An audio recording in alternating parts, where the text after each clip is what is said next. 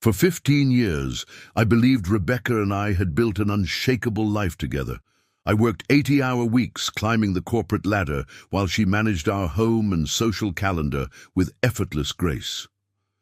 Then came the call from our bank about a $200,000 withdrawal request. Money meant for our daughter's college fund and our retirement. Before we jump back in, tell us where you're tuning in from, and if this story touches you, make sure you're subscribed, because tomorrow I've saved something extra special for you. The moment that phone rang changed everything, but not in the way my wife expected. I met Rebecca during my final year of business school, when I was buried in student loans and surviving on ramen noodles. She was working as an event coordinator at the hotel, hosting our alumni networking dinner. Confident, captivating, with a smile that made everyone feel like they were the only person in the room. I was the awkward finance major who'd spent more time with spreadsheets than people, but somehow I made her laugh when I spilled wine on my only decent suit. At least it wasn't the spreadsheet, she joked, handing me a club soda. I've never seen someone look so relieved about ruined clothing. That was Rebecca. She could find humor in any situation, turn any disaster into an anecdote worth retelling. When we married 2 years later, my starting salary at Wilson Financial barely covered our modest apartment in the suburbs, but she never complained. Instead, she transformed our tiny space into a home, hosting dinner parties that made our friends forget we were serving pasta on mismatched plates. "We're investing in our future," she would say, massaging my shoulders as I worked late into the night on client portfolios. "Someday all this hard work will pay off." And it did. Year after year, promotion after promotion, our life expanded. The apartment became a townhouse, then a colonial in Brighton Hills, with the sprawling backyard Rebecca had always dreamed of. Her closet filled with designer labels, our garage with luxury cars, our calendar with exclusive social events. When our daughter Lily was born, Rebecca left her job to become a full-time mother, and I worked even harder to ensure they wanted for nothing. By our 15th anniversary, I was Senior Investment Director at Wilson Financial, managing portfolios worth billions. We celebrated at Le Ciel, the 5-star restaurant where reservations were impossible to get unless you knew someone. And by then, Rebecca knew everyone. She wore diamonds I'd given her for our 10th, her blonde hair swept into an elegant updo that showcased the delicate curve of her neck. "To us," she'd said, raising her champagne flute, "to building something extraordinary together." I believed it then, that we were partners in this life we'd crafted, that the long hours away from home were worth it, because I was providing the security we'd both wanted, that Rebecca was happy. Looking back, I should have seen the signs. The shopping bags that appeared more frequently, price tags discreetly removed, the sudden interest in cryptocurrency and investment opportunities that friends had mentioned, the lunch meetings that stretched into dinners with people I'd never met, the subtle shift in how she spoke about our future, no longer our retirement plans, but when you finally slow down. But I was blind to it all, too consumed with client portfolios and market volatility to notice the volatility in my own home. Too trusted to question where all the money was going, too confident in our foundation to see the cracks spreading beneath. The first real warning came on a Tuesday in April. I was in my office reviewing quarterly projections when my assistant Margot stepped in. "Mr. Harrison, there's a call for you from Franklin Trust. They say it's urgent." I frowned, glancing at my calendar. "I don't have any client meetings scheduled with them today." "It's not about a client," Margot said carefully. "It's about your personal account." Something in her tone made me pause. Margot had been my assistant for 8 years. She knew when to interrupt and when to hold calls. If she was bringing this to me now, during what she knew was my preparation time for the board meeting, it was important. I picked up the phone, pressing the blinking line. "James Harrison speaking." Mr. Harrison, this is Timothy Wells from Franklin, Trust Security Department. I'm calling about a significant withdrawal request from your joint savings account. We have a policy to verify transactions over certain amounts, and I wanted to speak with you directly. My mind immediately went to system errors or potential fraud, occupational hazard of working in finance. What kind of withdrawal are we talking about? $200,000, he replied. The request came in this morning for an electronic transfer to Meridian Capital Partners.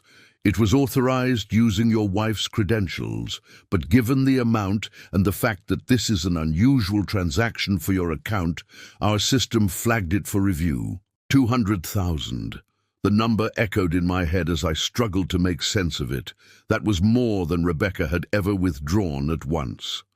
It was the money we'd been setting aside for Lily's education and the early stages of our retirement. And fund, Mr. Harrison, are you still there? Yes, I managed, my mouth suddenly dry. And you said Meridian Capital Partners? I'm not familiar with them. It appears to be a private investment firm. The transfer request included documentation for a limited partnership agreement showing your wife as a new investing partner. I gripped the phone tighter, trying to keep my voice steady. Can you delay processing this? I need to speak with my wife. Of course, our policy allows us to hold unusual transactions for 24 hours pending verification. Would you like us to contact Mrs. Harrison directly as well? No, I said quickly, perhaps too quickly. I'll speak with her. Please just hold the transaction until you hear from me. After hanging up, I sat motionless, staring at the wall of financial certifications that had defined my career. 15 years managing other people's money, advising them on how to protect their assets, warning them about investment scams and too-good-to-be-true opportunities. And now my own wife was transferring our savings without even mentioning it. To me, I pulled up my banking app, logging into our joint account. There it was, the pending transaction, waiting for final approval. $200,000 to an investment firm I'd never heard of. In my industry, that was a red flag bright enough to be seen from space. A quick search for Meridian Capital Partners yielded minimal results. A recently registered LLC with a sleek but information-poor website promising exclusive investment opportunities for select partners. No track record, no listed team members, no specific investment strategy. Another red flag. I could have called Rebecca immediately, demanded answers, but something held me back. In 15 years of marriage, we'd never kept financial secrets from each other. Every major purchase, every investment had been discussed, planned. This wasn't just about money, this was about trust. Instead of calling, I texted her, heading home early tonight. Thought we could have dinner together, just the two of us. Her response came quickly. Can't tonight, sorry. Meeting with the charity gala committee. Don't wait up. Love you. I stared at the message, the familiar knot of disappointment twisting in my stomach. How many nights had I read some variation of those words? But this time, something else twisted alongside it. Doubt. I opened my laptop and accessed our shared calendar, the one Rebecca meticulously maintained to keep our busy lives organized. There, under today's date, 7 p.m., drinks with Sophie. No mention of any charity committee, a small discrepancy perhaps. People make mistakes with calendars. Plans change, but combined with an unexplained $200,000 withdrawal, my professional instincts were screaming that something wasn't right. I picked up my phone again, this time calling Sophie Reynolds, Rebecca's closest friend since college. If anyone knew what Rebecca was really up to, it would be Sophie. James? This is unexpected, Sophie answered, genuine surprise in her voice. Sorry to bother you, Sophie. Quick question. Are you and Rebecca meeting for drinks tonight? A pause. Too long to be natural. No. I haven't seen Rebecca in a couple of weeks. We're supposed to have lunch next Thursday, though. Preparing and narrating this story took us a lot of time. So if you are enjoying it, subscribe to our channel. It means a lot to us. Now back to the story. Right, of course, I said smoothly, years of client management helping me hide the tremor in my voice. I must have misunderstood, thanks, Sophie. I hung up before she could ask questions I wasn't ready to answer. My wife was lying about her whereabouts and attempting to move $200,000 to a suspicious investment firm. The conclusion was obvious, but I needed more information before confronting her. Opening my desk drawer, I pulled out my personal laptop, the one not connected to the company network. What I was about to do didn't feel right, but neither did withdrawing our daughter's college fund without a word. I navigated to our cell phone account. As the primary account holder, I could access detailed records of Rebecca's calls and texts. For 15 years, I'd never once looked. Privacy and trust were foundational to our marriage, or so I'd believed. But now, I needed to know what I was dealing with. What I found turned the knot in my stomach into a block of ice. Over the past 3 months, there were dozens of calls to and from the same number, often late at night or during her supposed committee meetings, texts by the hundreds. The most recent call had lasted 43 minutes, ending just before she'd texted me back. I wrote down the number, then used one of the background check services we employed for high-net-worth client verification. Within minutes, I had a name. Alexander Reeves, 42, founder and CEO of a startup called Meridian Capital Partners. The same Meridian Capital that was about to receive $200,000 of our money.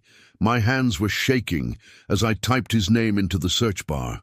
The results painted a picture that made my blood run cold. Alexander Reeves had a history of failed businesses, 2 bankruptcies, and a pending lawsuit from former investors alleging misappropriation of funds. He was handsome in a polished, deliberate way, styled hair, perfect smile, the kind of confidence that comes from never facing consequences. And according to his social media, he had been at the same charity function where Rebecca had volunteered. Last fall, the pieces clicked into place with sickening clarity. My wife was having an affair with a financial predator, and she was about to hand him our savings. 15 years of trust, shattered in 15 minutes of investigation. I closed. The laptop, a strange calm descending over me. I could call her now, confront her with what I knew, watch her scramble for explanations and excuses, but that wouldn't get me the full truth. No, this required strategy, patience, and perhaps a taste of her own deception. I left the office early. That day, telling Margot to reschedule my afternoon meetings. She raised an eyebrow. I hadn't missed a board prep session in 5 years, but asked no questions. That's why I valued her. She understood when to push and when to step back. The drive home took 30 minutes, each mile giving me time to process what I'd discovered and plan my next move. Rebecca wouldn't be home until later, wherever she actually was, which gave me the space I needed to dig deeper. Our house sat on a tree-lined street in Brighton Hills, a 5-bedroom colonial with manicured gardens that Rebecca meticulously maintained. It was picture-perfect from the outside, just like our marriage had appeared to be. I parked in the driveway rather than the garage, some part of me unwilling to settle in, to act as if this was just another day. Inside, the house was spotless as always. Rebecca ran our home with the same precision I applied to investment portfolios. Everything had its place, every surface gleamed. The smell of lavender polish hung in the air. Maria, our housekeeper, had been here today. I moved through the rooms with new awareness, seeing our life together through a different lens. The family photos on the mantel, Rebecca, Lily and me, on vacation in Santorini last summer, all smiles against the blue Mediterranean. The collection of art we'd acquired over the years, each piece marking a milestone. Promotions, anniversaries, successful investments. The antique desk in the study, where Rebecca managed our social calendar and household finances. The desk. If there was evidence beyond what I'd already found, it would be there. Rebecca was organized to a fault. She would keep records, even of things she wanted to hide. I hesitated at the threshold of the study. In 15 years, I had never gone through her desk without permission. It was her space in the same way my home office was mine. We respected each other's domains, or I had, until today, but respect worked both ways, and she had already shattered that boundary by lying about the money. About Alexander Reeves. The desk was unlocked, its polished surface arranged with military precision, laptop-centered, planner to the right, container of color-coordinated pens to the left. I started with the planner, flipping through the pages. The current week showed exactly what our shared digital calendar had indicated. The charity committee meeting that Sophie knew nothing about. I turned back several pages, scanning entries from the past few months. There it was, appearing with increasing frequency, SR meeting, or sometimes just AR. No details, no locations, just initials. Alexander Reeves. The drawers were next. The top one held supplies, paper clips, sticky notes, stamps. Nothing unusual. The second contained household files, warranties for appliances, insurance documents, service schedules for the cars. The bottom drawer was locked. In our home of open access and shared spaces, a locked drawer stood out like a siren. Rebecca had never mentioned having anything valuable or private enough to warrant a lock. I tried the small keys from the desk organizer. Nothing fit. I sat back in the chair, considering my options. I could wait for her to come home, confront her about the withdrawal, watch her scramble for explanations while knowing she was keeping even more secrets locked away. Or I could find the key, because wherever she hid it, whatever she was hiding, it was connected to the $200,000 she was trying to funnel to her lover. This wasn't just about an affair anymore. This was about protecting our financial future, our daughter's education fund. I started methodically searching the study, thinking like Rebecca. She was practical, organized. She wouldn't hide a key somewhere she might forget. It would be accessible but not obvious. The bookshelf yielded nothing. The decorative boxes on the side table were empty. I checked behind picture frames, under the potted plant, even the small false bottom in the antique candy dish my mother had given her. Then I noticed the small, decorative key hanging among several ornamental pieces on the wall. What I had always assumed was just part of a vintage key collection she'd started years ago. It looked too small, too delicate to be functional, but when I slid it into the drawer's lock, it turned smoothly. Inside was a sleek black folder labeled Meridian Capital Partners, a separate cell phone I'd never seen before, and a stack of handwritten letters bound with a silk ribbon. My stomach clenched as I lifted the folder. The contents confirmed my worst fears and revealed new ones. A partnership agreement showing Rebecca as a 10% stakeholder in Meridian Capital, contingent upon her initial investment of $200,000. Glossy marketing materials promising 30% returns through proprietary investment strategies without any specific details. A classic red flag in my industry. A personal note scrawled across one page in bold handwriting. Can't wait to build this with you. Just the beginning of our life together. A. My hands were steady as I set the folder aside and picked up the phone. It was password protected, but I knew Rebecca. She used the same few passwords for everything, variations on meaningful dates. I tried Lily's birthday. No success. Our anniversary. Nothing. Then her own birthday, and the screen unlocked. The messages appeared instantly, hundreds of them between her and A. I scrolled through, each text revealing more of their relationship, more betrayal. They had met at the charity gala last October. The affair had begun shortly after. But what had started as secret hotel meetings had evolved into something more calculated. The investor meeting went well, one message from Alexander read. Too committed, but we need that initial capital to secure the office space and hire staff. Once we show momentum, the bigger fish will come in. Rebecca's reply, working on it. Jay never questions the accounts as long as the bills get paid. He trusts me completely. The casual dismissal of my trust hit harder than any explicit love message could have. 15 years of partnership reduced to a vulnerability to be exploited. As I continued reading, the true nature of their plan emerged. Alexander Reeves wasn't just sleeping with my wife. He was using her to fund his latest investment scheme, and Rebecca wasn't just having an affair. She was planning a new life, one that started with siphoning our savings. Once Meridian takes off, we'll have everything we need, she had written just last week. I'm tired of waiting for James to make time for anything beyond his clients.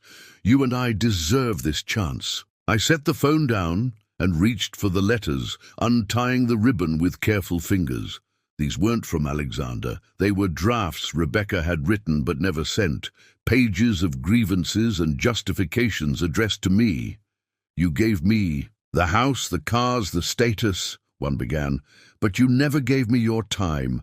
Do you know how many dinners I've eaten alone? How many school events I've attended by myself while you closed just one more deal? Alexander sees me. Really sees me. Each letter revealed a woman I barely recognized, resentful, entitled, convinced that her happiness had been sacrificed for my career. There was no acknowledgement of her role in pushing for the bigger house, the luxury cars, the exclusive schools. No mention of how her social aspirations had directly contributed to my punishing work schedule. I had believed we were building something together. She had been tallying debts I didn't know I owed. The final letter was the most revealing. I deserve this chance with Alexander. The money is as much mine as it is yours. I've invested my life in this marriage while you invested in your career. $200,000 is nothing compared to what a divorce would cost you. Think of it as the price of your neglect. I replaced everything exactly as I had found it, locked the drawer, and returned the key to its hook. Then I went to my home office and poured myself 2 fingers of the Macallan 25, the bottle Rebecca had given me when I made partner. The scotch burned going down, but the pain was clarifying. I had married a woman I thought was my partner, only to discover she was capable of justifying theft as compensation for perceived wrongs. She wasn't just leaving me. She was taking what we had built for our daughter's future and investing it in a man who specialized in failed businesses and fraud. I couldn't stop her from having an affair. I couldn't make her love me again or force her to see the flaws in her revisionist history of our marriage. But I could and would protect our financial assets, starting with that $200,000. And perhaps if I played this right, I could give Rebecca exactly the future she deserved, just not the one she was planning. I didn't confront Rebecca when she came home that night.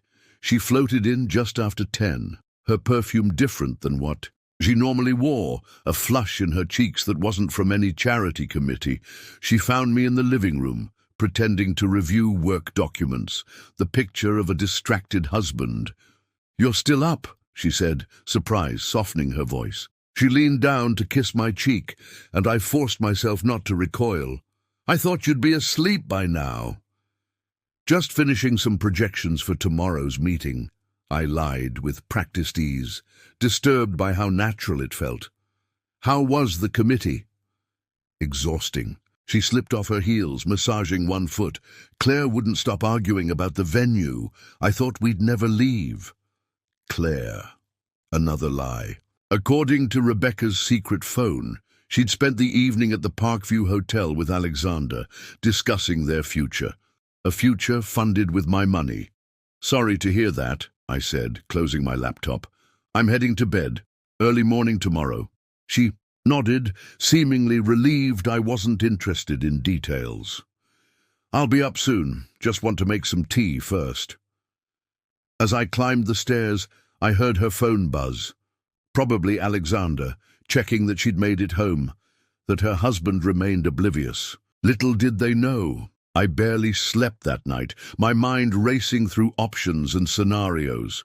By morning, I had a plan, one that required precision, timing, and careful execution. I rose early, showered, and dressed with particular care, selecting my best suit and the Patek Philippe watch Rebecca had given me for our 10th anniversary. "You look nice," she commented over breakfast, eyeing me across the kitchen island. "Important meeting?" You could say that. I sipped my coffee, watching her over the rim. "How's your day looking?" She shrugged, tapping something on her phone.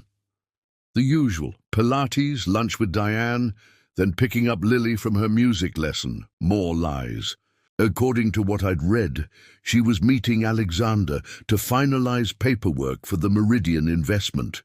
The money transfer was still pending thanks to the bank's security protocol, but they would be expecting it to clear soon.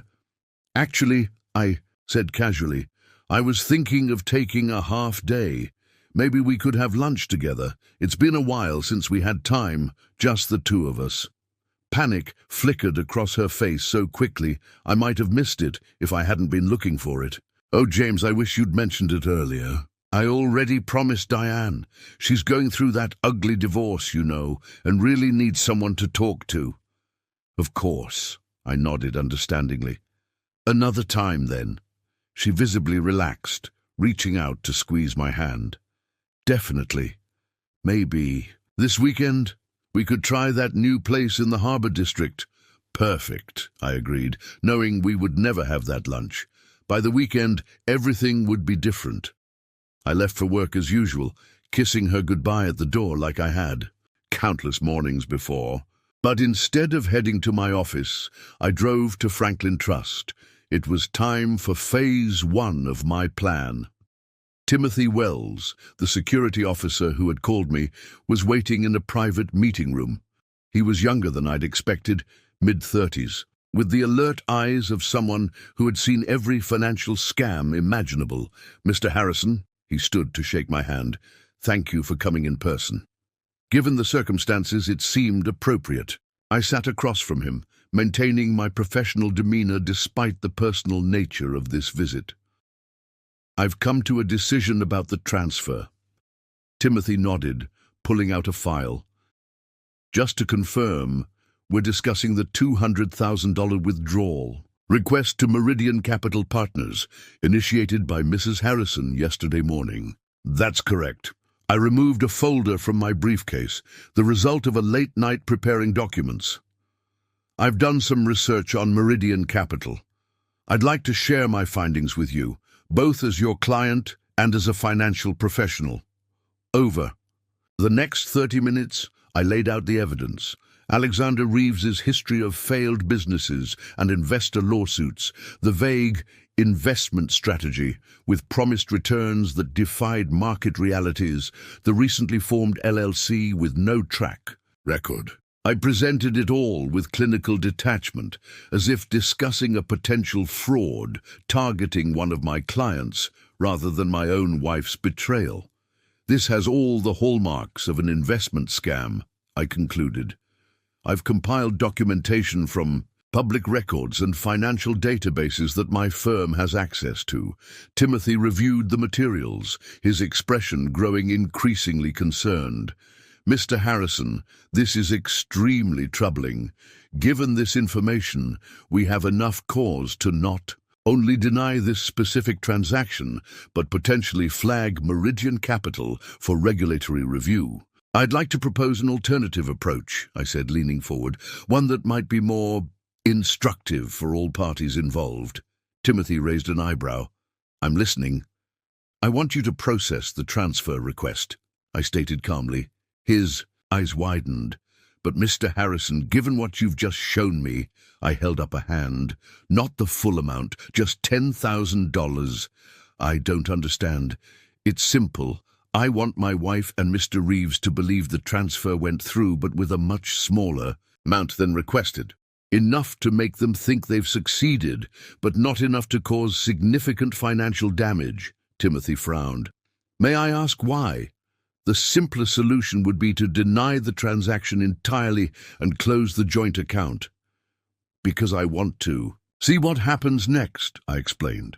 What they do when they think they have the money will tell me everything I need to know about their intentions. Understanding dawned in his eyes. You're building evidence. Precisely. I handed him another document. I've also arranged for a separate tracking account to be set up.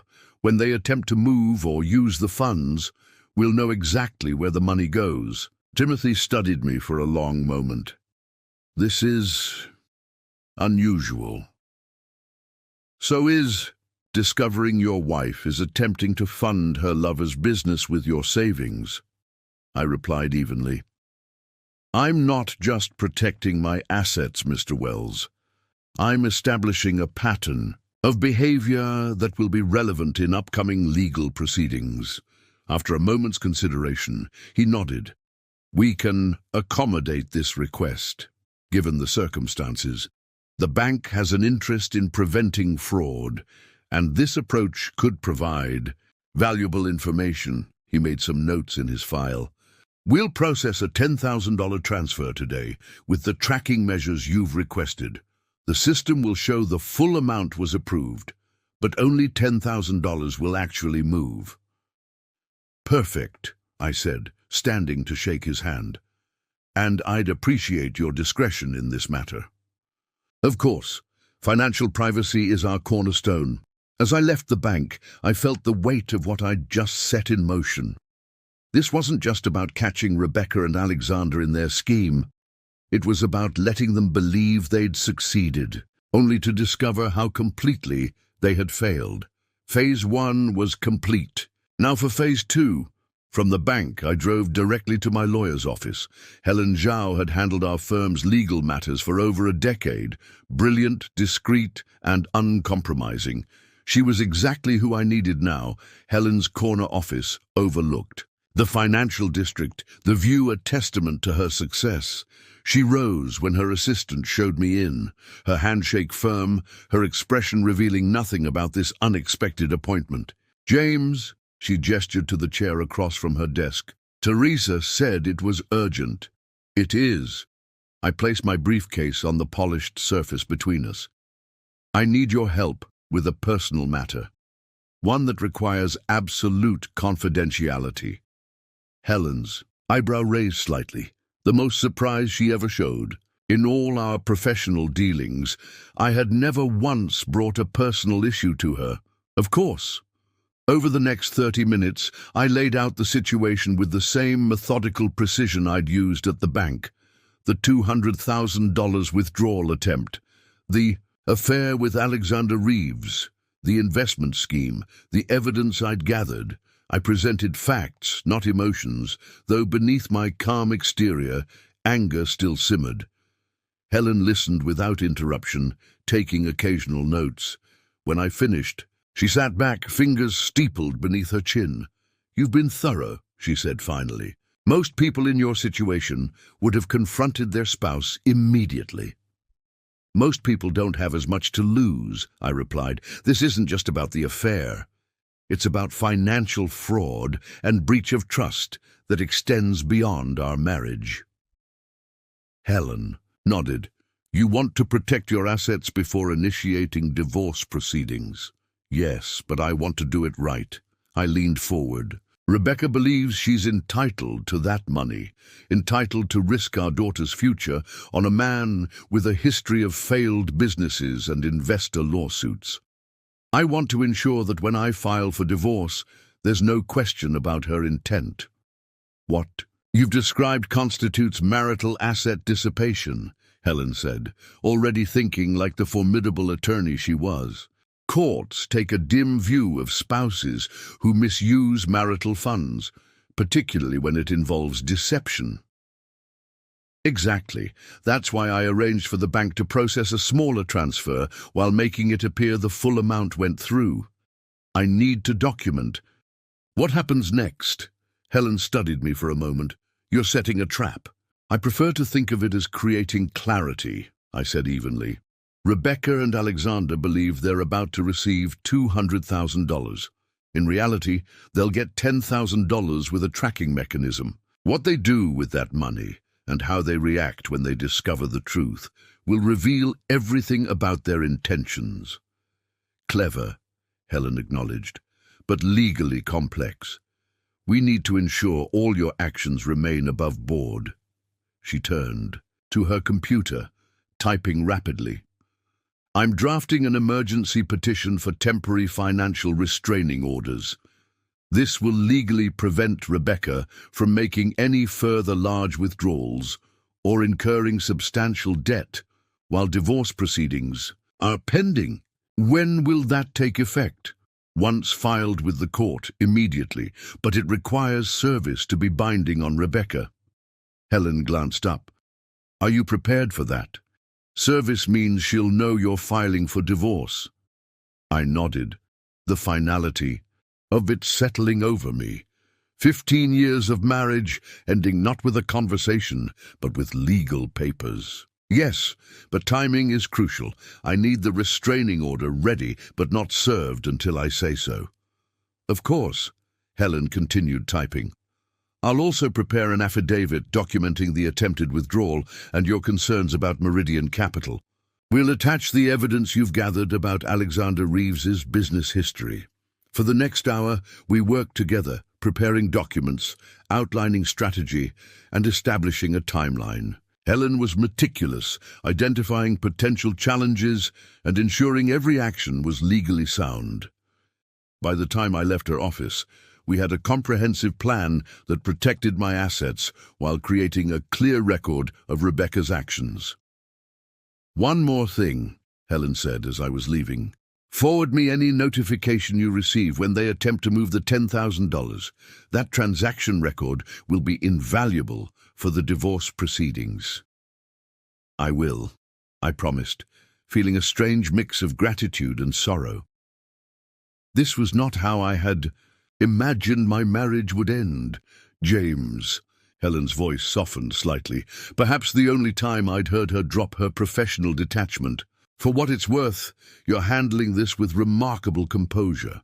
Most clients in your situation aren't this rational.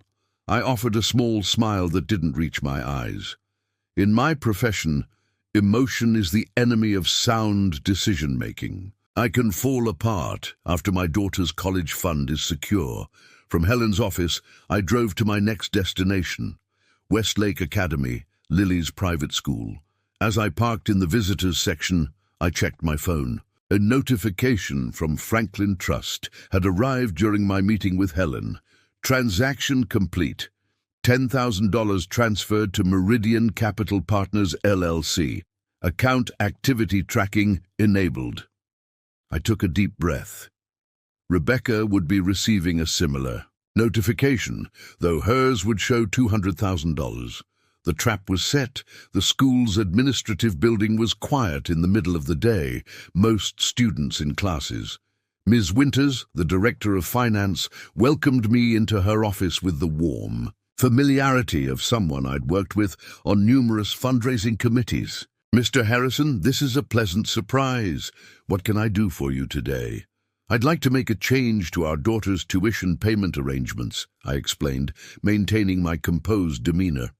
Currently, the payments are drawn from our joint account. I'd like to establish a separate account solely for Lily's educational expenses. Ms. Winters nodded, pulling up our records on her computer. That's certainly possible. We just need updated banking information and authorization. I handed her the documents I had prepared. Paperwork establishing a new account at a different bank, one Rebecca had no access to, with funds sufficient to cover Lily's tuition through graduation. This is very thorough, Ms. Winters commented, reviewing the forms. May I ask why the change? I had anticipated this question. My wife and I are reevaluating our financial structure, I said smoothly. We want to ensure Lily's education is insulated from any other financial decisions we might make. It wasn't a lie, not technically. We were indeed reevaluating our financial structure, just not together and not by choice. Ms. Winters processed the paperwork efficiently, updating their systems to reflect the new arrangement.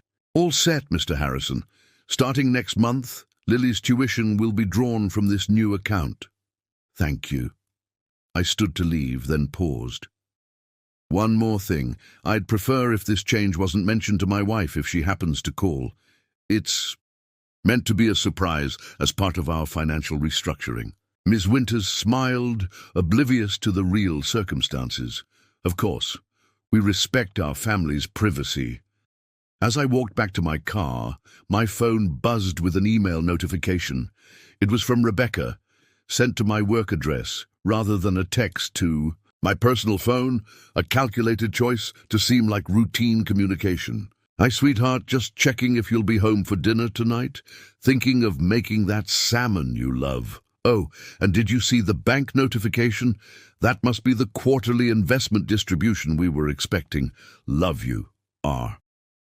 The casual mention of the bank transfer framed as something expected and ordinary, something we had discussed. The deliberate use of my favorite meal as distraction, the performance of a loving wife. My fingers hovered over the screen. Two could play this game of pretense. Salmon sounds perfect. Board meeting might run late, but I'll be home by 7:30. And, yes, saw the notification. Right on schedule, looking forward to dinner. I sent the reply, then started my car. Phase 3 was about to begin. I arrived home at exactly 7:30 that evening, the scent of garlic and roasting salmon greeting me as I opened the door. Rebecca had indeed prepared my favorite meal, complete with the expensive Chardonnay we typically saved for special occasions. The dining room table was set with our best china, candles already lit, soft jazz playing in the background. It was a performance worthy of an award, the devoted wife creating a perfect evening for her hard-working husband. "You're right on time," Rebecca smiled, emerging from the kitchen wearing the dark blue dress I had once told her was my favorite. Her hair was styled, makeup flawless. Nothing about her appearance suggested she had spent the afternoon with her lover, finalizing plans to use our money to fund his questionable business venture. "Smells amazing," I said, kissing her cheek lightly. "Let me just wash up." In the bathroom, I took a moment to collect myself, staring at my reflection in the mirror. The man looking back at me appeared normal, composed, not someone whose marriage was imploding, whose trust had been shattered beyond repair. I straightened my tie, took a deep breath, and returned to the dining room. Rebecca was pouring wine when I returned, her movements graceful, practiced. "How was your day?" she asked, sliding a glass toward me. "Productive," I answered truthfully. "Settled some important matters that have been hanging over my head." "That sounds promising," she smiled, raising her glass. "To productivity." I clinked my glass against hers, watching her over the rim as I sipped. "How was lunch with Diane?" "Not." A flicker of hesitation crossed her face. "Emotional. Her husband's lawyer is playing hardball with the settlement. I tried to be supportive, but it's difficult seeing a friend go through something so painful." The irony wasn't lost on me. Rebecca discussing her friend's divorce while actively undermining our own marriage.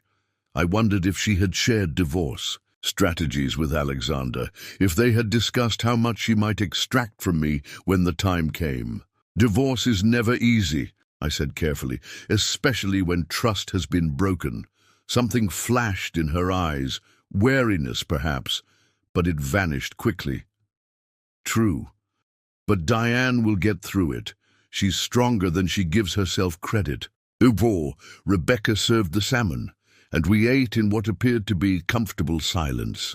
To an outside observer, we would have looked like any other couple enjoying a weeknight dinner. How many evenings had we spent exactly like this, me oblivious to her deception?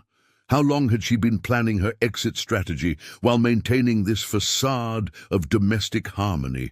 "I was thinking," Rebecca said, refilling our wine glasses, "we should plan a getaway soon, just the two of us. Maybe that vineyard in Sonoma you've been wanting to visit?" Another performance. She had no intention of taking a romantic trip with me. This was preemptive misdirection, creating the impression of investment in our marriage while she prepared to leave it. That sounds perfect, I agreed, matching her pretense with my own. We're overdue for some time together. She reached across the table to squeeze my hand, her wedding ring catching the candlelight. I've missed you, James. You've been so busy lately. The calculated guilt trip, placing responsibility for our marital distance on my work schedule, establishing a narrative of neglect to justify her actions. It was exactly what she had written in those unsent letters I'd found in her desk. I've missed you too, I replied, letting just enough genuine emotion into my voice to sound convincing. After all, I did miss the woman I thought I had married. She simply wasn't the person sitting across from me now. As we finished dinner, my phone buzzed with an email notification. I glanced at it casually, though my heart rate accelerated when I saw the sender, Franklin Trust Security Alerts. "Work never stops, does it?" Rebecca commented with a practiced smile of patient understanding. "Unfortunately not," I said, scanning the message quickly before tucking the phone away. The alert confirmed what I had been waiting for. Alexander Reeves had attempted to transfer $175,000 from the Meridian Capital account to another business entity registered in his name alone. Not the company he had pitched to Rebecca, but a separate shell corporation with no connection to any investment activity. He had waited less than 6 hours after receiving what he thought was $200,000 before trying to siphon most of it away. The transfer had failed, of course. There was only $10,000 in the account, but the attempt was documented, time-stamped, and... Now, part of the evidence Helen would present to the court. "Everything okay?" Rebecca asked, her tone concerned, but her eyes watchful. "Just a client issue," I shrugged.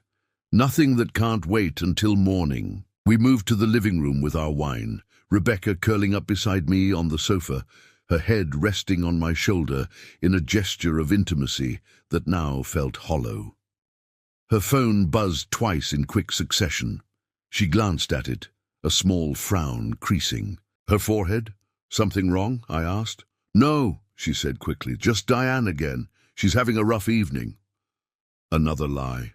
I knew it was Alexander, likely panicking about the failed transfer, possibly questioning where the rest of the money had gone. Rebecca's posture had stiffened slightly, her casual demeanor now requiring more effort to maintain. "You're a good friend," I said, watching as she typed a quick response.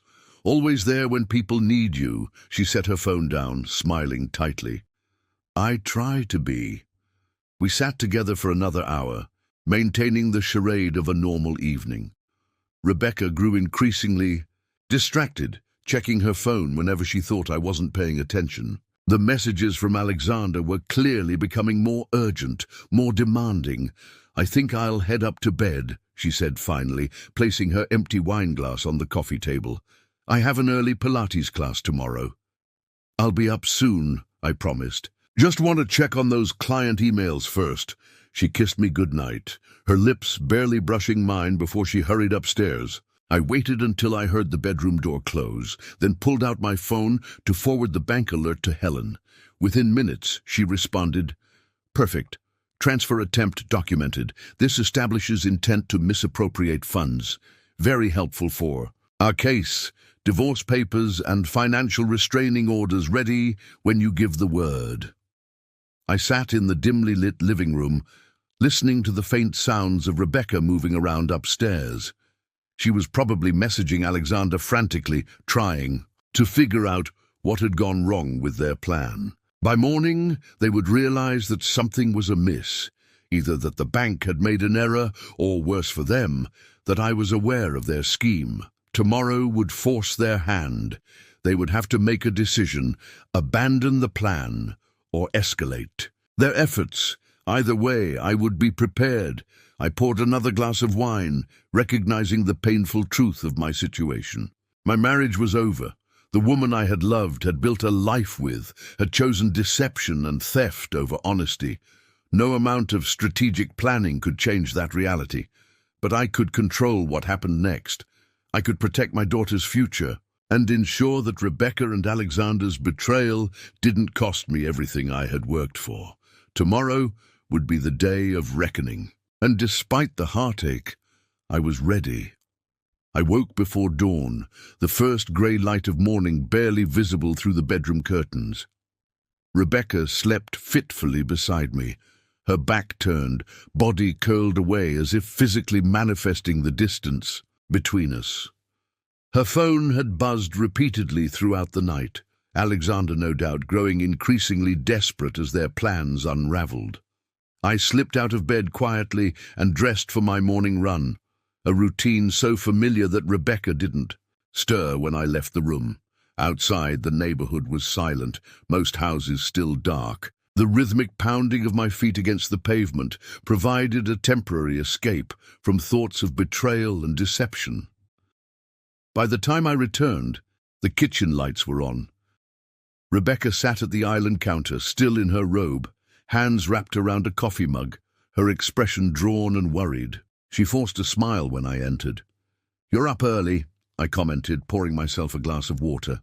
"Couldn't sleep," she admitted. Her phone sat beside her, screen dark now, but positioned for immediate access. "Thinking about too many things, I guess," I nodded, maintaining the pretense of normal marital conversation. "Anything specific bothering you?" She hesitated, weighing her options. I could almost see her mind working, calculating the risks of honesty against the benefits of continued deception. "Actually," she began carefully, "I wanted to talk to you about something, a financial matter." Here it was, the pivot, the change. In strategy now that their original plan had failed. I kept my expression neutral, waiting. "I've been thinking about diversifying some of our investments," she continued, watching me closely. "I recently came across an opportunity that looks promising.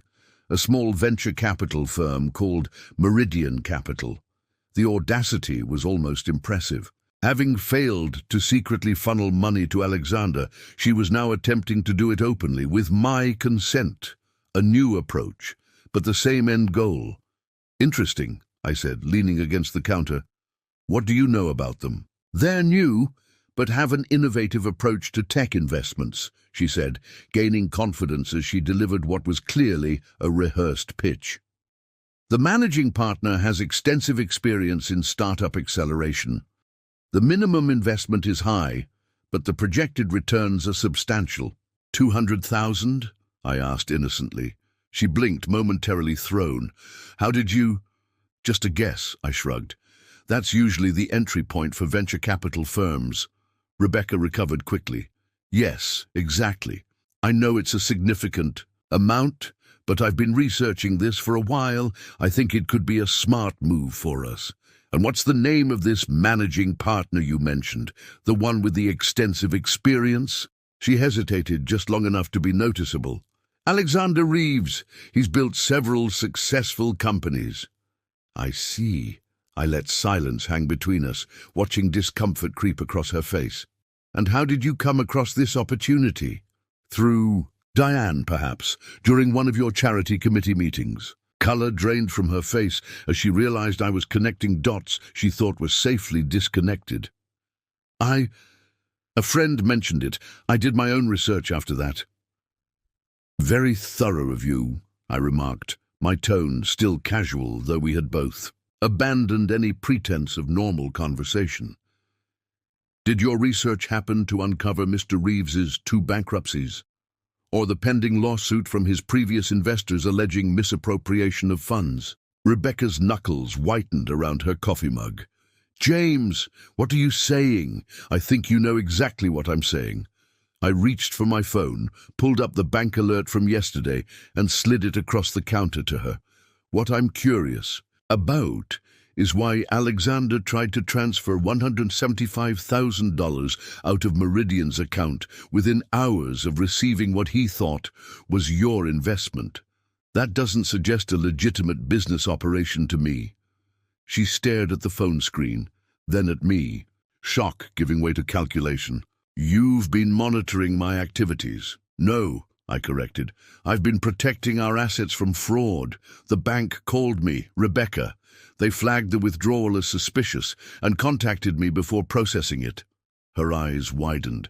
"But the confirmation, the transfer was for $10,000, not $200,000, I said evenly, enough to document intent without risking our daughter's college fund on a man who was planning to disappear with your investment."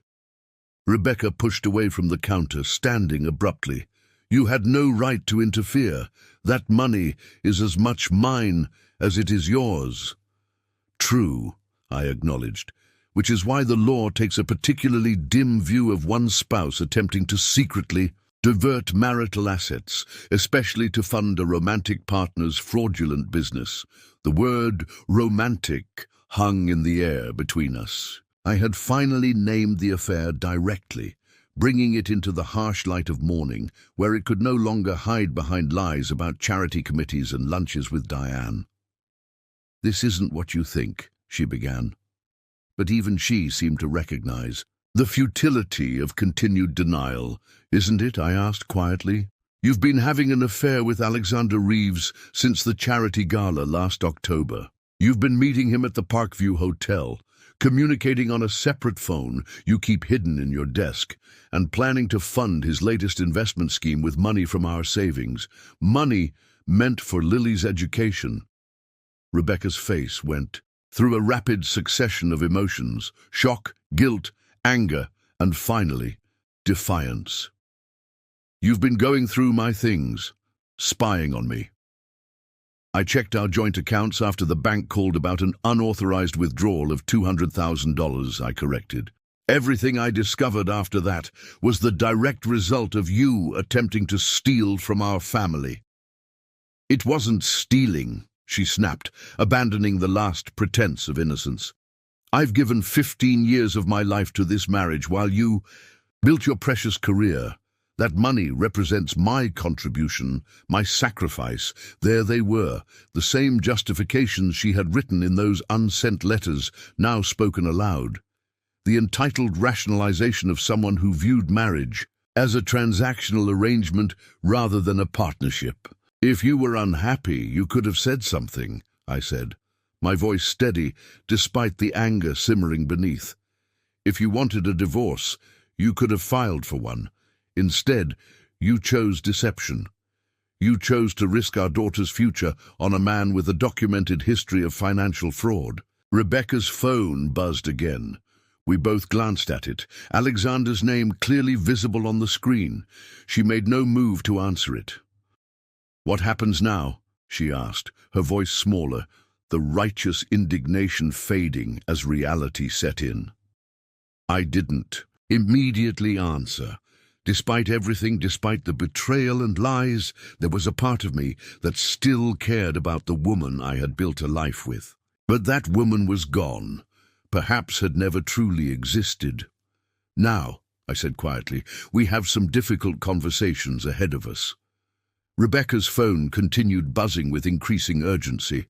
Alexander was clearly panicking, probably demanding explanations about the missing money, perhaps even threatening her. The tables had turned dramatically from their original plan. "Aren't you going to answer that?" I asked, nodding toward her phone. "He seems rather insistent." She glanced at the screen, then silenced it completely. "This is between us, James. Alexander has nothing to do with our marriage." I almost laughed at the absurdity. "He has everything to do with our marriage ending. You invited him in. You were willing to sacrifice our financial security for him." "It wasn't like that," she insisted, though her voice lacked conviction. "I believe in his business. It was an investment opportunity." "Then why hide it?" I challenged. "If it was simply a good investment, why the secret phone? Why lie about where you were going? Why withdraw the money without discussing it with me first?" She had no answer for that, at least not one she was willing to voice. Instead, she shifted tactics. "What do you want, James? To punish me? To make me beg for forgiveness? Will that satisfy you?" "This isn't about satisfaction," I said, maintaining my composure. This is about consequences. You were willing to destroy our family for a man who planned to take your money and disappear. Did you really think he loved you, that you were special? You are. Don't know anything about him, she snapped, defensive again. I know he tried to transfer nearly all of the money into his personal account within hours of receiving it, I countered. I know he has a pattern of defrauding investors, including women he becomes romantically involved with. I know he's currently calling you not out of concern, but because he's realized the money isn't what he expected. As if on cue, her phone began buzzing again. This time, it wasn't just messages, but a call. Rebecca stared at it, conflicted. Then, to my surprise, she answered, putting it on speaker. Where the hell is the rest of it? Alexander's voice filled the kitchen, sharp with accusation. The account shows $10,000, Rebecca. You promised $200,000. I've got people waiting on commitments based on that funding. Rebecca's eyes flicked. To mine, a silent plea for what? Help? Understanding? I remained impassive. There's been a complication, Alex, she said carefully. We need to talk about this later. Later, he barked. There is no later. The office lease needs to be secured today. The development team expects their first payment tomorrow. If you've played me, I haven't played you, she interrupted, glancing anxiously at me. It's just a bank issue. I'll figure it out. Bank issue? His tone shifted, suspicious now. What kind of bank issue prevents $190,000 from being transferred? Did you lie about having access to that money? Because if you did, she didn't lie, I interjected, watching Rebecca's face pale. The money exists. It's just not available to you or your fraudulent business, Mr. Reeves. Silence hung on the line for a long moment. When Alexander spoke again, his voice had transformed, smoother, more controlled. Professional. You must be the husband. James, isn't it? I think there's been a misunderstanding here. No misunderstanding, I replied calmly. You pursued a relationship with my wife, convinced her to invest in your business despite your history of defrauding investors, and attempted to transfer most of that investment to your personal account immediately after receiving it. That seems remarkably clear. Another pause. Rebecca and I have a legitimate business relationship.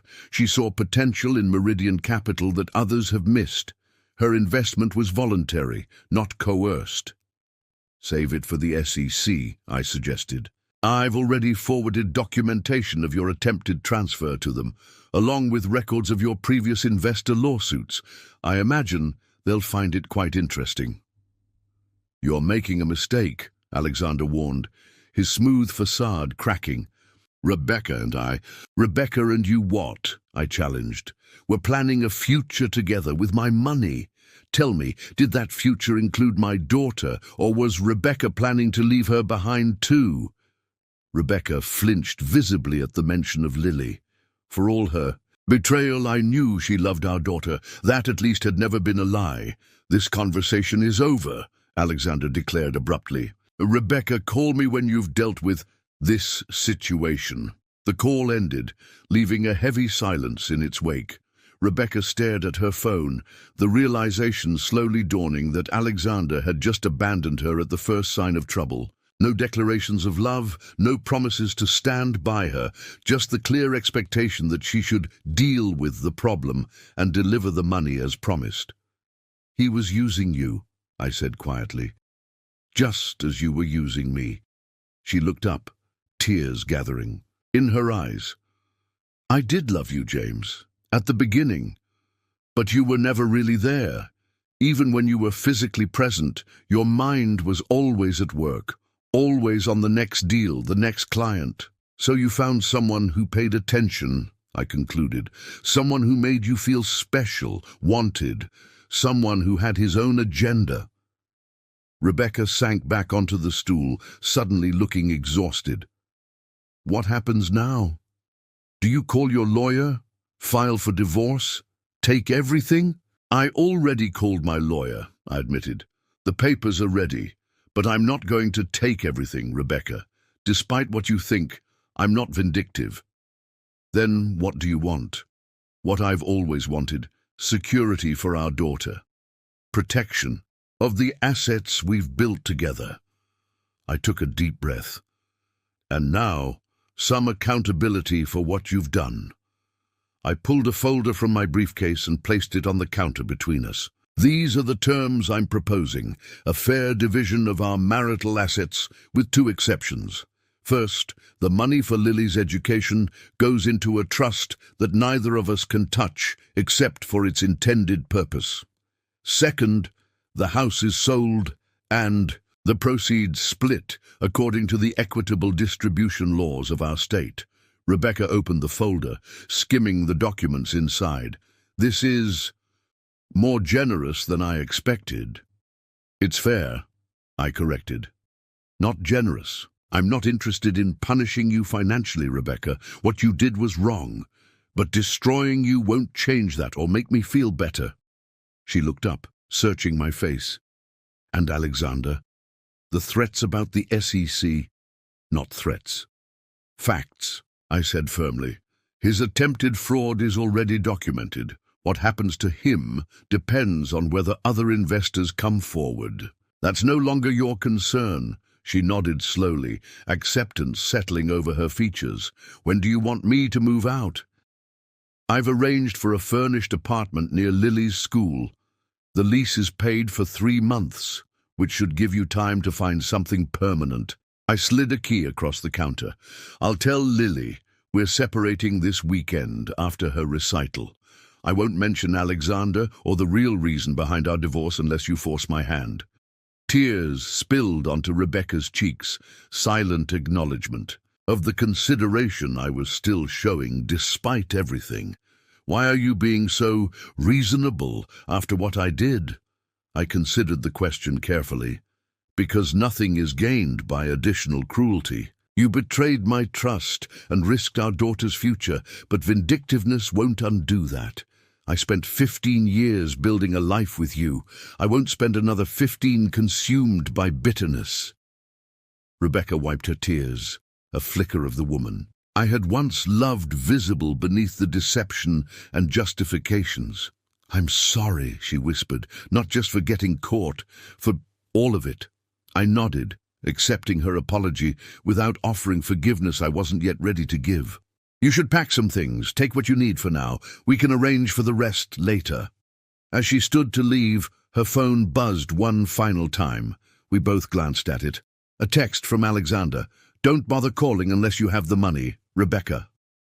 Stared at the message, the last illusion shattering before her eyes. Whatever she had believed about their relationship, whatever promises he had made, the truth was now undeniable. She had sacrificed her marriage, her family, her integrity for a man who valued only what she could provide financially.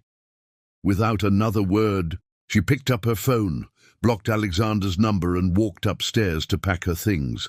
I stood alone in the kitchen long after Rebecca had gone upstairs to pack, the morning sunlight streaming through the windows, illuminating a home that would never be the same.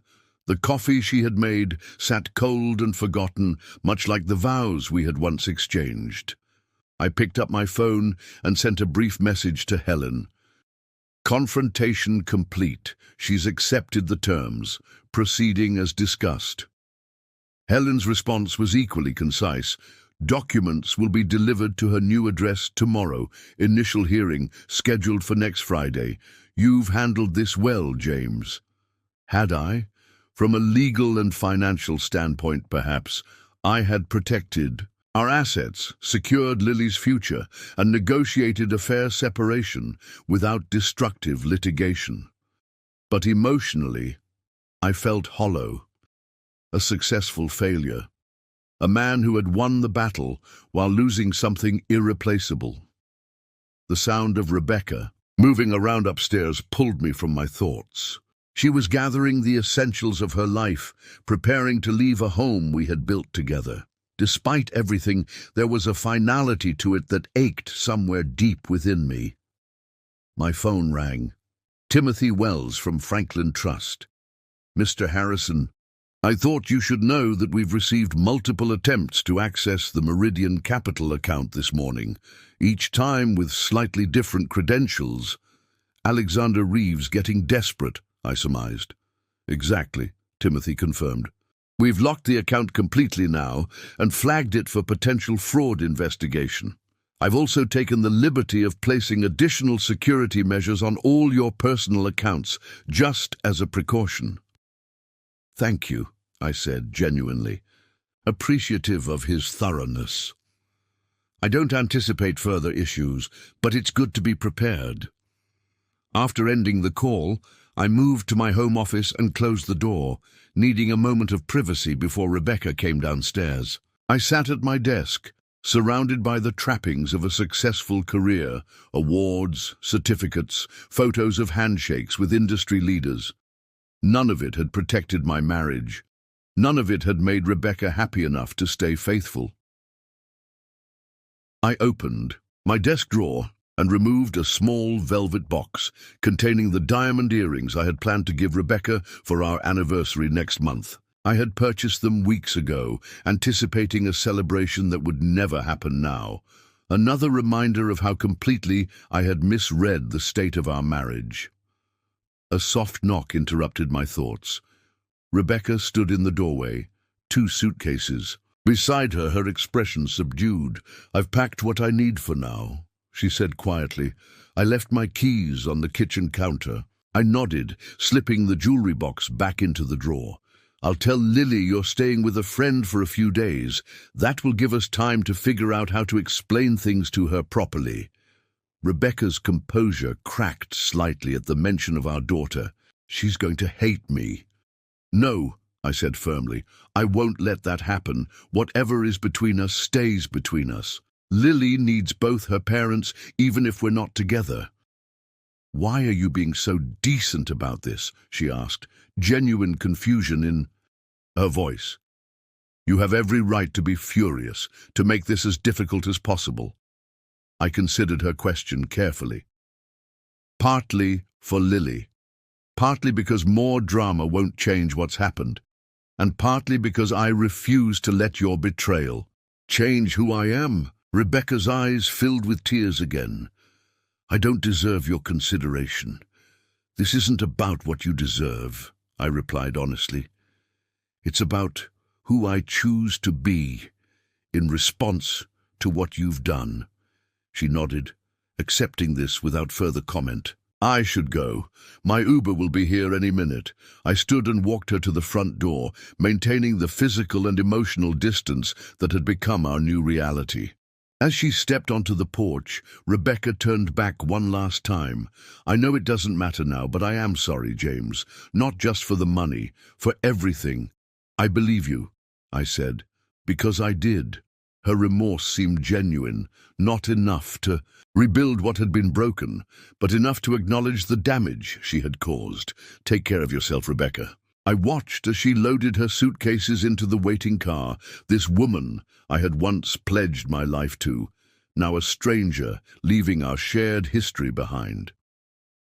The car pulled away, and I closed the door on 15 years of marriage. The next week passed in a blur of practical matters. I met with Helen to finalize the divorce proceedings. I arranged for Rebecca to have supervised time with Lily while maintaining our daughter's routine as much as possible. I spoke with a therapist to help me process my own emotions and to get guidance on supporting Lily through the transition. On Friday morning, I received an unexpected call from Timothy Wells at Franklin Trust. Mr. Harrison, I thought you should know that Alexander Reeves was arrested yesterday by the FBI. I sat up straighter in my office chair. The FBI, not local police. Apparently your report to the SEC was just the tip of the iceberg, Timothy explained. Reeves was running similar schemes in multiple states, using romantic relationships to access investment funds. When they investigated Meridian Capital based on your documentation, they found connections to several other fraudulent businesses he had established. How many victims? At least 7 that they know of so far, all women, most of them married. You're the only spouse who caught on before significant money was transferred. I absorbed this information, feeling a complicated mix of vindication and sadness. Thank you for letting me know. After hanging up, I sat quietly, reflecting on how differently things might have turned out if the bank hadn't called me first, if I hadn't been thorough in my investigation, if I had confronted Rebecca immediately rather than gathering evidence. One small change in that sequence of events, and I might have lost everything.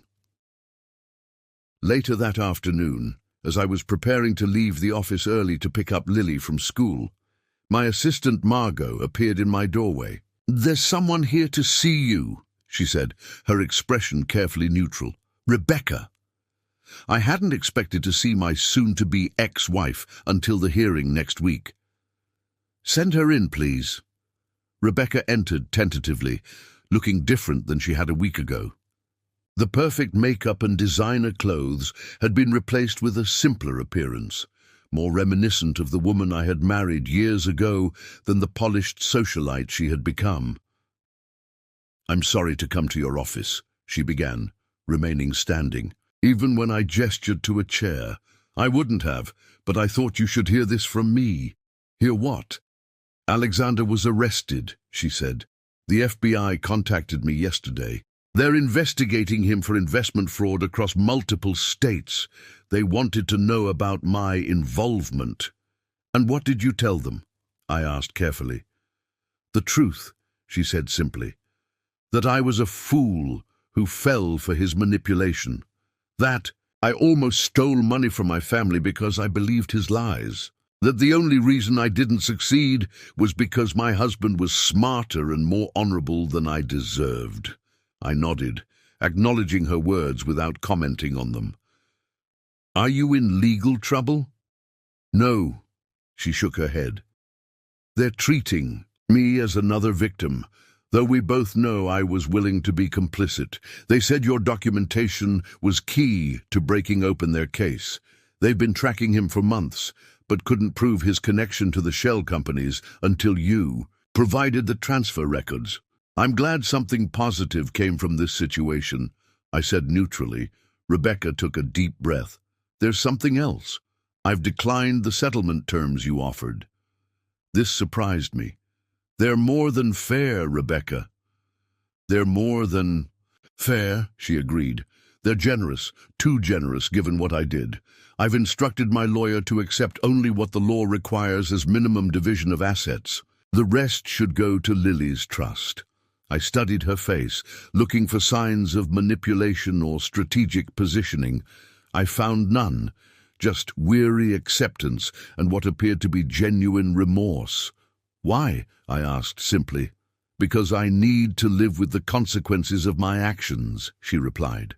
"Because I want Lily to see that I'm taking responsibility for my mistakes, and because it's the right thing to do." She paused, then added quietly, "I learned that from you." I didn't know how to respond to that.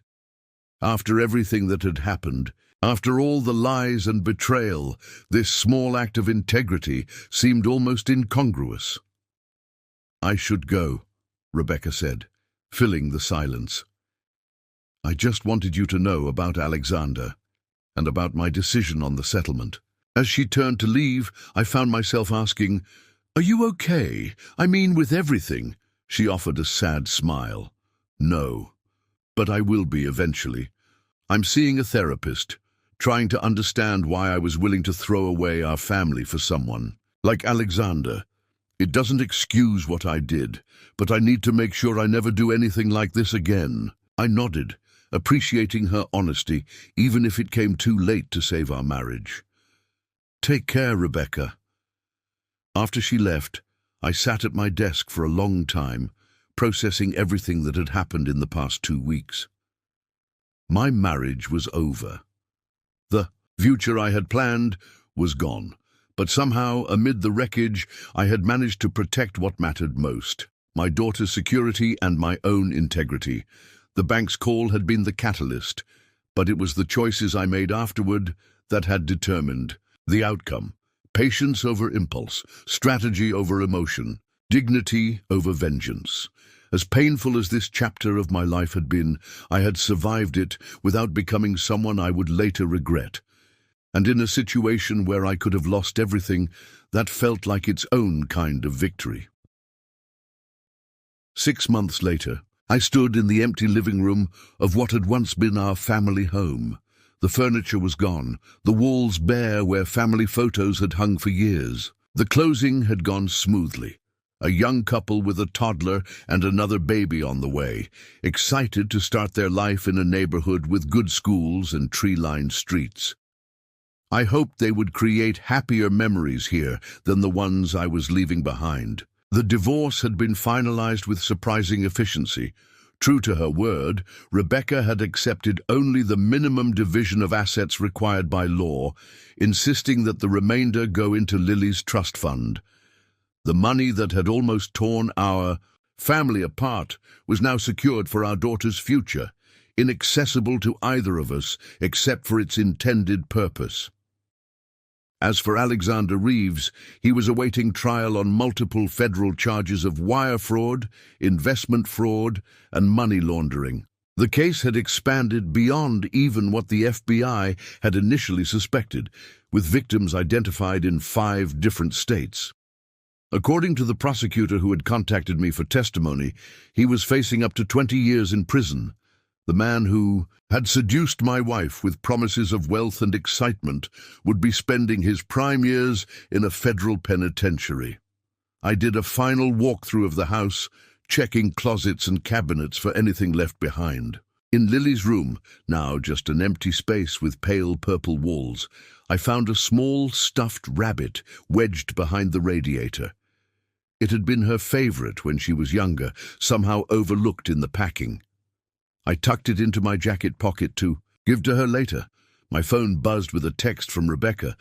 Lily wants to know if we're still on for ice cream after her piano lesson tomorrow. I smiled despite myself. Absolutely. Tell her I'll pick her up at 4. Over the past months, Rebecca and I had established a new kind of relationship, not friends exactly, but co-parents committed to minimizing the impact of our divorce on our daughter.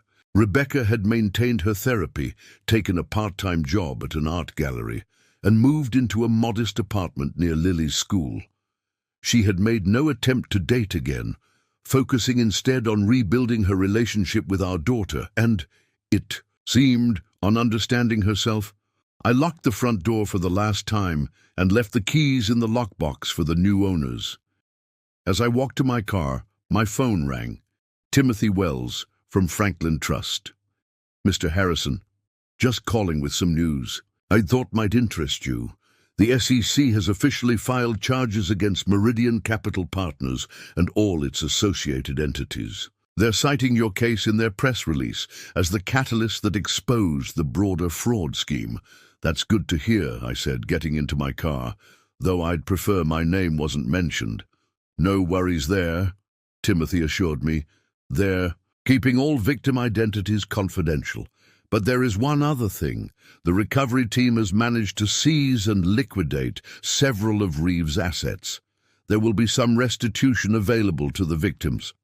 I don't need restitution, I said immediately. The $10,000 was worth every penny to expose what was happening. I thought you might say that, Timothy chuckled.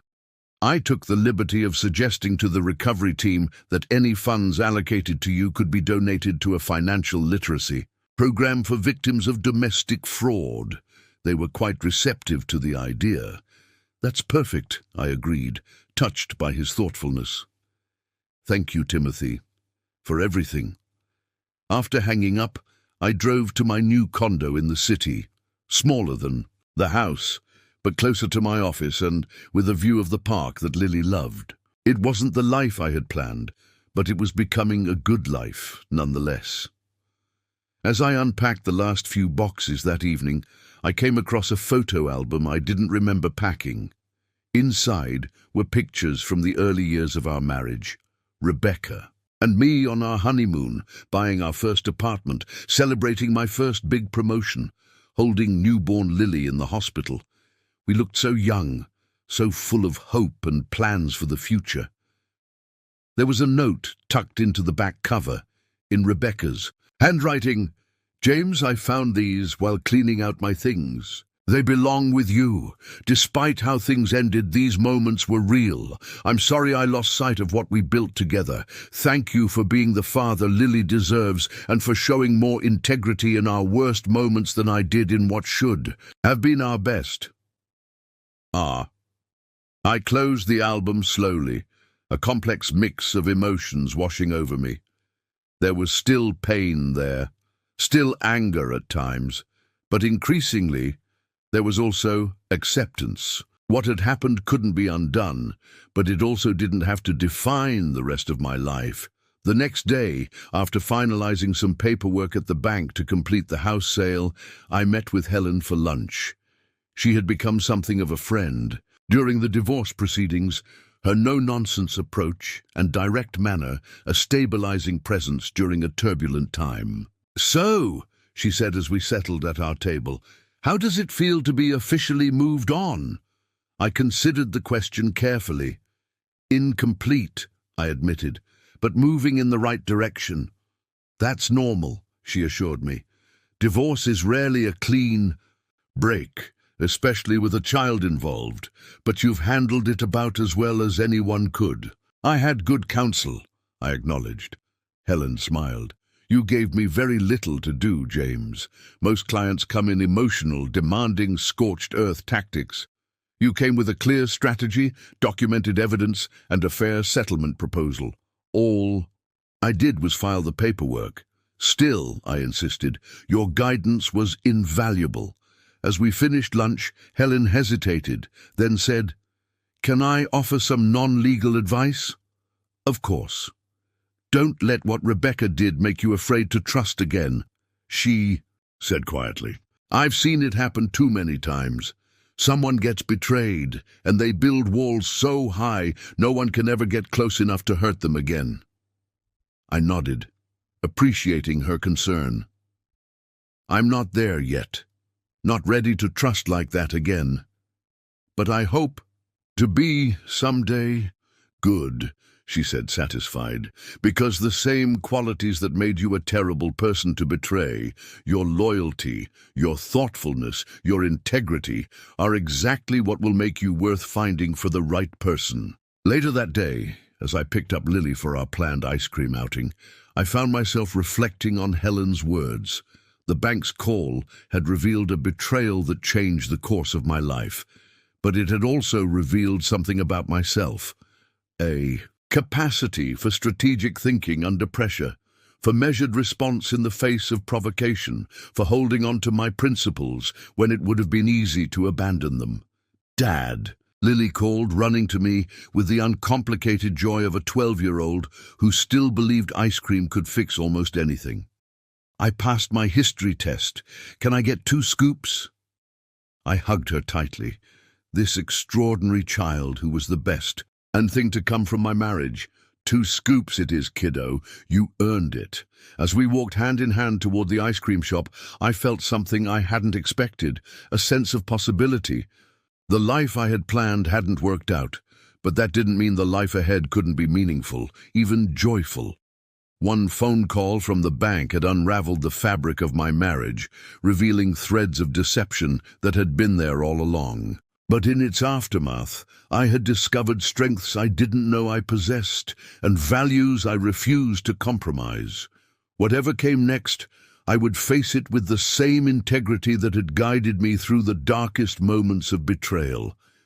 That, I realized, was perhaps the most valuable inheritance I could leave my daughter, not money or property, but the example of maintaining your character even when it would be easier not to, of choosing the harder right over the easier wrong, of rebuilding with dignity what others had tried to destroy with deception, and for now that was enough. Up next, you've got 2 more standout stories right on your screen.